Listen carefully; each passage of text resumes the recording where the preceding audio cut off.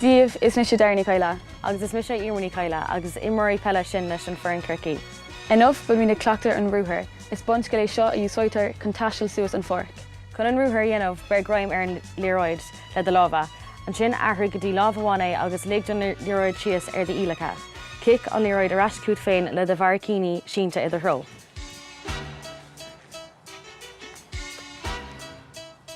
Chun an drill seo dhéanamh tá 5 cónach teastáil uait. Tosaigh ar an imlína agus téir timpeall gach cón, bígí cormach nar tá tú ag don timpeall na cúna. Tá muid ag díriú ar an Ruathar bháin an seo, agus mar sódíobh is féidir leat ceir céim a thógant idir gach Ruathar.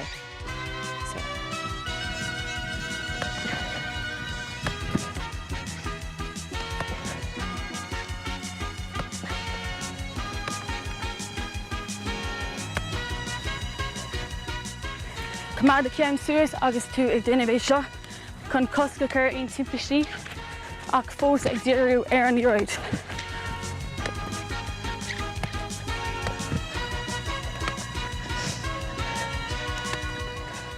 Nuair míonn tú compórdat leis seo, is féidir leat tríomhaint as de cos leagaí úsáid. Chun an drill seo dhéanamh níos smúil is féidir leat rás a gcuine de partner. Okay. 1, 2, 3.